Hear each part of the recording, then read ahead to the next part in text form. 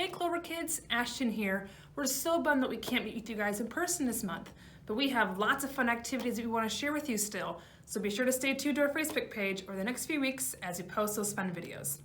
Today we're going to do an experiment on the topic of pollution. Today we're actually going to create our very own oil spill. This activity comes from the big book of 4-H Clover Bud Activities from Ohio State University Extension, so big thanks to our friends in Ohio. So oil spills can be a serious problem to our shorelines and to the plants and animals that get affected by that. So let's get started with our experiment and make an oil spill. The items you will need for this experiment will be a glass bowl or a dish that you can see through on the sides, a cup or a carton that you can easily puncture a hole through, some cooking oil, water, and then various objects that represent your plants and animals. So here I have some chicken feathers from our chicken coop, a plant, and then a pine cone. And then lastly, you will need a parent or guardian to help you use a sharp knife. First, you will want to take your water and pour it into your dish or tub. This water is going to represent our ocean for this experiment. It will be helpful, remember, to have a dish you can see through on all sides. The next, we're going to take oil and put it inside of our carton or plastic cup. This is going to represent our oil tanker. I have a little bit of food coloring in mine just so you can see it for this experiment. So I'm going to give it a little stir. So then, make sure you have your parent or guardian help you, but we're going to use our sharp knife and puncture a hole in the side of our oil tanker. And then we're going to set it in the water and see what happens. It's kind of hard to see with this experiment, but what do you guys see happening with the oil and the water? Does the oil want to stay separate from the water, or does it want to mix with the water? Looks like it kind of wants to stay separate, floating on top. Now let's go ahead and place our wildlife inside of the oil. You can maybe discuss with somebody next to you what you think might happen when I dip this pine cone in the oil.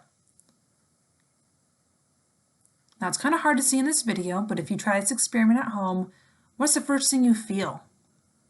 It's very slimy and oily to touch. You can kind of see the oil dripping off the pine cone onto the paper plate. So now we'll try it with the leaf, dip that in the oil, and again, it doesn't necessarily feel wet, but very oily. Everything is covered in oil. Now we'll take our feather, pretend he's a duck or a goose, got oil on its feathers, and you can definitely tell how shiny the feather has turned, and again, the oil is just completely covering.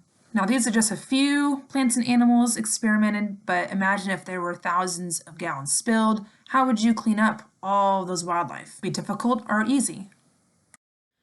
Luckily, we have environmentalists and engineers and so many other people who are dedicated on working on ways to clean up after oil spills and finding new solutions to prevent them as well. So your challenge is to become an environmentalist or an engineer and solve these two questions. The first question is, or first challenge is, what method might work best to clean up our affected animals and wildlife? You can try different methods, see what works best. You can think small scale with just a few items like we have here, but also think big scale. And how would you clean up hundreds of animals and plants that were affected by oil? And the second challenge is to think of how you can contain an oil spill after it's happened. So before it reaches the shoreline. Again, think small scale, what methods might work best in that little bowl we have with some oil and water, but then think big scale and how would you keep that oil from reaching the shoreline using boats or whatever methods you come up with that might work. And so feel free to research more if you'd like about oil spills, but be sure to take pictures of your experiments and post them below. We'd love to see how your challenges come along. Tell us your solutions for those challenges as well. So good luck.